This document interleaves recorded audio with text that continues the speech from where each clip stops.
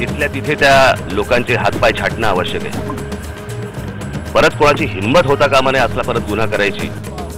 बलात्कार करणाऱ्या नराधमांचे हातपाय छाटण्यासाठी शरीयत कायदा लागू करा, राज ठाकरेंची खळबळजनक मागणी। अॅट्रॉसिटीला पर्याय शोधण्याचाही सरकारला सल्ला। माझा काय दोष आहे, मला मुलगी झाली म्हणून? मुलगा आणि मुलगी यातच भेदभाव आहे का? बारामतीमध्ये मुलगाच हवा या हट्टापायी पतीनं पत्नीची केली गर्भलिंग निदान चाचणी, 3 वेळा जबरदस्तीनं करायला लावला गर्भपात। डाळ खरेदीत एका पैशाचाही घोटाळा नाही, भ्रष्टाचार सिद्ध झाला तर राजकारण सोडून देऊ, गिरीश बापट यांचं विरोधकांना आव्हान। आणि 67 वर्षांच्या रेखा जोगळेकर निघाल्या भारत भ्रमंतीला, सायकलवरून करणार 3000 किलोमीटरचा प्रवास।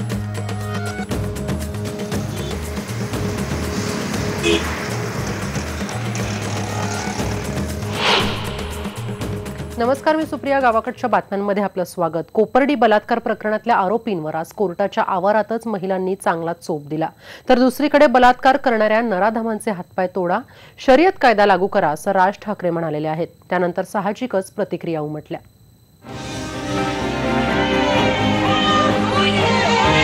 हा संताप म्हणजे स्वाभाविकपणे उमटलेली प्रतिक्रिया। कोपर्डीतल्या अल्पवयीन मुलीचा बलात्कार करून तिचा अत्यंत निर्घृणपणे खून करणाऱ्या आरोपींना हा असा खेटरांचा मार मिळाला। निरागस मुलीचा जीव घेणाऱ्यांना हा चोप देण्यात आला। संतोष भवाळ आणि नितीन भैमुले या दोन्ही आरोपींना आज अहमदनगरच्या कोर्टात हजर करण्यात आलं। त्यावेळेला तिथंच दबा धरून असलेल्या महिलांनी या आरोपींवर हल्ला केला। पोलिसांनी वेळीच त्यांना गाडीत घातलं आणि कोर्टाबाहेर नेलं। त्यामुळे ते बचावले, नाहीतर काही खरं नव्हतं। हाच जनसामान्यांचा रोष मनसे कार्यकर्ते राज ठाकरे यांनीही व्यक्त केला। बलात्काराचे गुन्हे घडतात किंवा असले छेडछाडीचे किंवा चोऱ्यांचे वगैरे जे गुन्हे घडतात, मला असं वाटतं शरीयत सारखा कायदा एखादा हा भारतामध्ये येणं गरजेचं आहे की जिथल्या तिथे त्या लोकांचे हातपाय छाटणं आवश्यक आहे। परत कोणाची हिंमत होता कामा नये असला परत गुन्हा करायची। असे जर कायदे आले तर मला असं वाटतं की यातनं अशा घटना होणं बंद होऊन जाईल। राज ठाकरे यांनी शरीयतचा उल्लेख केला। बलात्काऱ्यांना इतकीच कठोर शिक्षा व्हायला हवी हे खरं असलं तरी शरीयत कायदा आणणं शक्य नाही। नेमका शरीयतचा अर्थ काय ते आपण पाहूया। कुराण आणि हदीस यावर आधारित इस्लामचे कायदे म्हणजे शरीयत। शरीयत कायदा व्यक्तीच्या सार्वजनिक आणि वैयक्तिक जीवनातल्या सर्व गोष्टींना लागू होतो। शरीयतमध्ये बलात्कार प्रकरणात आरोपीला देहदंडाची शिक्षा आहे। सौदी अरेबियात मशीनच्या साह्यानं आरोपीचं मुंडकं उडवलं जातं। सिरियामध्ये आरोपीला जमिनीत निम्म्यापर्यंत गाडून मरेपर्यंत दगडानं मारलं जातं। अफगाणिस्तानात आरोपीला पीडितेच्या हातून गोळी घातली जाते। भारतात घटनेचं राज्य असताना गुन्ह्यांसाठी धार्मिक कायदे लागू होत नाहीत। त्यामुळे गुन्हा कितीही मोठा असला तरीही अशा प्रकारच्या सार्वजनिक शिक्षा भारतात शक्य नाही। पण बलात्कारासारखे अत्याचार टाळण्यासाठी गुन्हेगारांना कायद्यानुसार कठोर शिक्षा हवीच। गुन्हेगार मोकाट सुटू नयेत त्यासाठी कायद्याची जरब आणि सामाजिक जागृती गरजेची आहे। साहेबराव कोकणेसह ब्युरो रिपोर्ट, IBN लोकमत। दरम्यान अॅट्रॉसिटीचा कायदा रद्द करावा, त्याचा गैरफायदा घेतला जातो असं मत मनसे अध्यक्ष राज ठाकरे यांनी व्यक्त केलं। मी ज्यावेळेला तिथे गेलो तो सगळा विषय, आता ही जी घटना घडलेली आहे त्याचा अॅट्रॉसिटीशी काही संबंध नाहीये। परंतु मी ज्याला तिकडे गेलो आणि गावकऱ्यांशी मी ज्याला बोललो होतो त्याला गावकऱ्यांनी मागणी केली की अॅट्रॉसिटी ऍक्ट जो आहे, आणि त्या गावकऱ्यांचा विषय सोडून द्या, परंतु एक गोष्ट अॅट्रॉसिटी ऍक्ट आता तुम्हाला रद्द करायला पाहिजे, त्याचा पुनर्विचार केला पाहिजे तुम्ही। कारण त्याचे गैरफायदे जास्ती घेतले जातात त्या गोष्टींचे। असा कुठच्या तरी एखाद्याच्या हातामध्ये असा कायदा द्यायचा की ज्याला बेलच नाही, कोर्टात उभी राहिली तर तुम्हाला पुरावा देता येत नाही। बारामतीमध्ये गर्भलिंग निदान चाचणी करून आपल्या पत्नीचं 3 वेळा गर्भपात केल्याचा एक धक्कादायक प्रकार समोर येतोय। मुलगाच झाला पाहिजे या हट्टापायी एका पतीनं आपल्या पत्नीला 3 वेळा गर्भपात करायला भाग पाडल्याची घटना समोर आली आहे। पत्नीच्या इच्छेविरुद्ध 3 वेळा गर्भलिंग चाचणी करून जबरदस्तीनं गर्भपात केला असल्याचा आरोप पीडित महिलेनं केलाय। हा सगळा प्रकार बारामती तालुक्यातील माळवाडी इथला असून ग्रामसेवक महेंद्र लोणकर आणि त्याचे आई वडील यांनी जबरदस्तीनं आपला गर्भपात केला असल्याचा आरोप या महिलेनं केलाय। या प्रकरणी ग्रामसेवक महेंद्र लोणकर याच्यासह सासरे सासू यांच्यावरही वडगाव निंबाळकर पोलिसांनी गुन्हा दाखल केलाय। या प्रकरणामध्ये भूमाता ब्रिगेडनं आवाज उठवून गुन्हा नोंद करायला पोलिसांना भाग पाडलं असून मुली आहेत म्हणून गर्भपातानं त्यांना मारण्याचा हा घृणास्पद प्रकार समोर येतोय। त्यामुळे दोषींना फाशीचीच शिक्षा झाली पाहिजे, यात जे जे दोषी असतील त्यांच्यावर कारवाई झाली पाहिजे अशी मागणी भूमाता ब्रिगेडनं केली आहे। तर असं कृत्य करणाऱ्यांवर कठोर कारवाई करण्यात यावी अशी मागणी केली जाते। छोट्या छोट्या गोष्टीवरून त्यांनी भांडण करायचे, म्हणजे शिल्लक कारणावरून सासू सासरे चुलत सासू नणंद सारखे शिल्लक गोष्टीवरून मला बोलत असे। मग सासूने नवऱ्याला सांगितलं की नवरा अक्षरशः मला पट्ट्याने देखील मारत असे। त्यानंतर प्रेग्नेंट राहिल्यानंतर मला एक मुलगी झाली आणि त्यानंतर त्यांना मुलीच्या ऐवजी मुलगा होता, मुलगीच का झाली असे ते मला बोलत होते, कारण त्यांना मुलगा होता। त्यात माझा काय दोष आहे मला मुलगी झाली म्हणून? मुलगा आणि मुलगी यात काय भेदभाव आहे का? पोलिसांनी पहिल्या 3 वेळेला तर केस दाखल केली नाही। जेव्हा आम्ही म्हणलो की आम्ही इथून हलणार नाही त्याच्यानंतर पोलिसांनी केस दाखल केली। त्याच्यानंतर कारवाई सुरू करायला पण त्यांनी तेवढाच वेळ घेतला। आणि जेव्हा एखादा सरकारी नोकर आपल्या मुलीला स्वतःच्या 5 महिन्याचा अर्भक असताना शेतात नेऊन पुरतो, त्याच्यावर कारवाई करायला एवढे पोलीस उदासीन असतील तर मग मुख्यमंत्र्यांनी गृह खातं सांभाळून काय करायचं असं आम्हाला विचारायचं।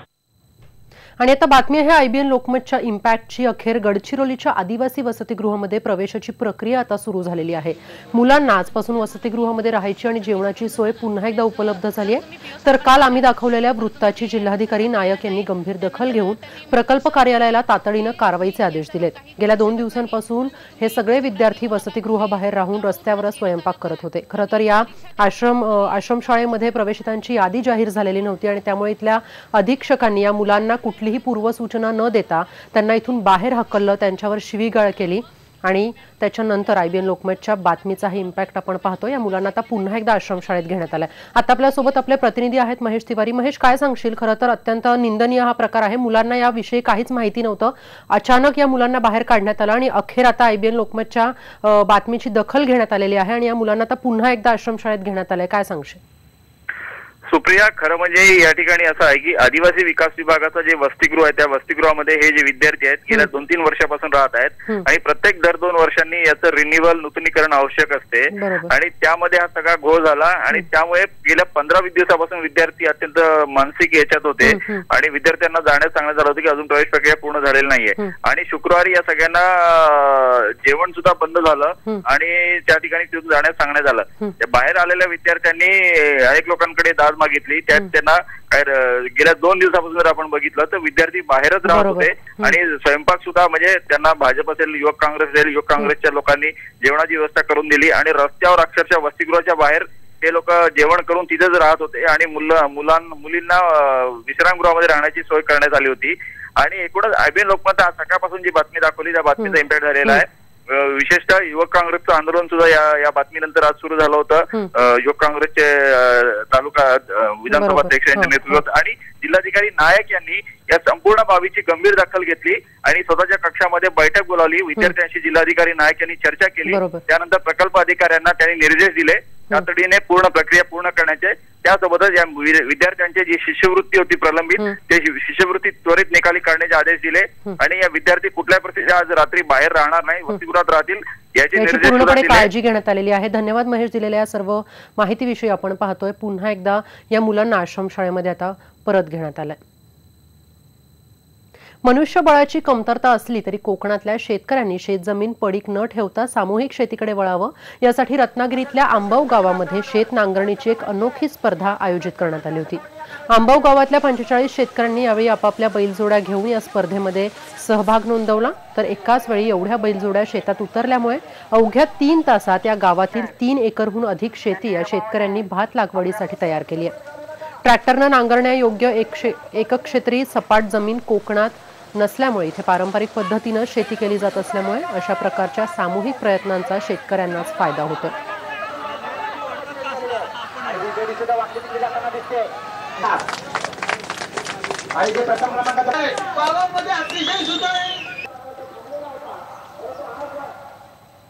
यानंतर आपण गावाकडच्या बातम्यांमध्ये घेतो एक छोटासा ब्रेक. तुम्ही पहा फक्त IBN.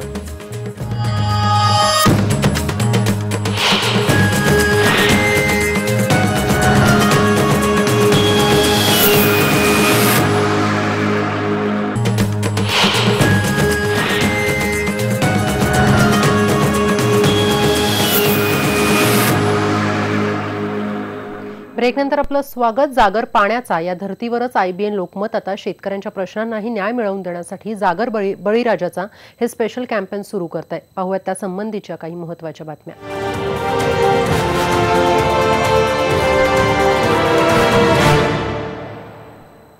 नाशिक जिल्ह्यातील कांदा व्यापाऱ्यांनी आता संप मागे घेतला असला तरी देखील गोणीमधून कांदा आणण्यास शेतकऱ्यांनी विरोध दर्शवल्यामुळे बाजार समित्यांमध्ये लिलाव सुरू झालेला नाहीये.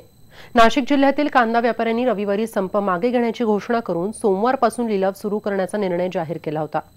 मात्र लिलावासाठी कांदा गोणीत आणावा अशी अट घातल्यानं शेतकरी आता संतप्त झालेत.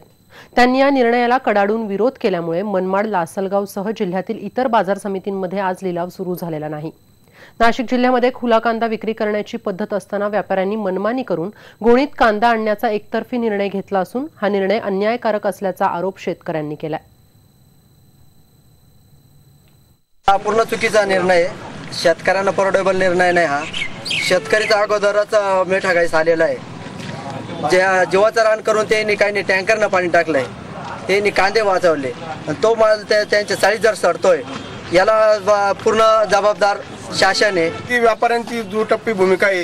ही शेतकऱ्यांच्या घातक भूमिका आहे. शेतकऱ्यांना ही परवडेबल भूमिका नाही. व्यापारी फक्त बोलताना असं म्हणतोय की आम्ही शेतकरी हिताचे निर्णय घेतोय, पण माझा आरोप आहे की व्यापाऱ्यांनी हा जो निर्णय घेतलेला आहे हा चुकीचा आणि शेतकऱ्यांना गाडून टाकण्याचा निर्णय घेतलेला आहे. हा एकतर्फी निर्णय घेतला गेला त्याच्यामुळं व्यापारी शेतकऱ्यांना कुंडीत पकडत आहे हे तर सत्यच आहे, परंतु शेतकऱ्यांचं बी नुकसान होतंय.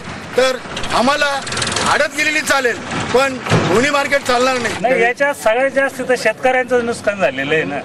शेतकऱ्यांचं व्यापाऱ्यांना काय 10 दिवसही घरी बसले किंवा काही झालं त्याच्यात त्यांचं काही लॉस नाही ना. ते केव्हा खरेदी करून आणि त्यांचा लॉस भरून काढू शकतात. तसं शेतकरी म्हणजे आज साठवलेला माल आहे. शेतकऱ्यांच्या विविध समस्यांसाठी आम्ही करतोय जागर बळीराजाचा विशेष मोहीम फक्त IBN लोकमतवर. आणि यानंतर इथे आपण घेतो एक छोटासा ब्रेक. तुम्ही पहा फक्त IBN लोकमत.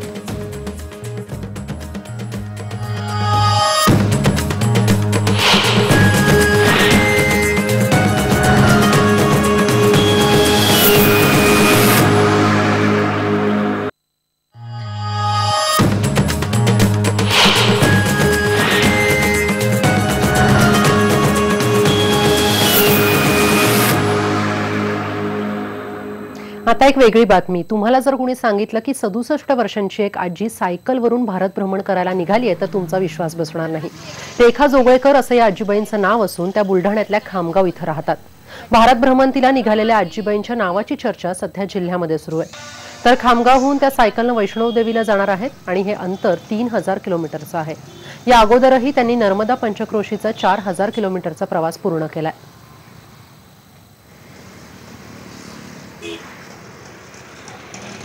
स्त्रियांच्या बाबतीत काही बाबतीत संकुचित भावना ती दूर व्हावी या दृष्टिकोनातूनच मी चालते आणि ती संकल्पना दूर करण्याचा प्रयत्न करते. माझ्यामुळे बऱ्याचशा मुली म्हणजे आता हिम्मत करून आल्या की आम्ही एकटं निघालं पाहिजे. यानंतर आपण या बुलेटिनमध्ये इथेच थांबतोय पण जाता जाता पाहूयात हेडलाईन्स. कोपर्डी प्रकरणातील आरोपींवर अहमदनगर कोर्टाच्या आवारात महिलांचा हल्ला. आरोपींवर चपलांचा चोप. नराधमांना 30 जुलैपर्यंत पोलीस कोठडी. जिथल्या तिथे त्या लोकांचे हातपाय छाटणं आवश्यक आहे. परत कोणाची हिंमत होता कामा नये असला परत गुन्हा करायची. बलात्कार करणाऱ्या नराधमांचे हातपाय छाटण्यासाठी शरियत सारखा कायदा लागू करा. राज ठाकरेंची खळबळजनक मागणी. अॅट्रॉसिटीला पर्याय शोधण्यासाठीही सरकारला सल्ला. डाळ खरेदीत एका पैशाचाही घोटाळा नाही. भ्रष्टाचार सिद्ध झाला तर राजकारण सोडून देऊ. गिरीश बापट यांचं विरोधकांना आव्हान.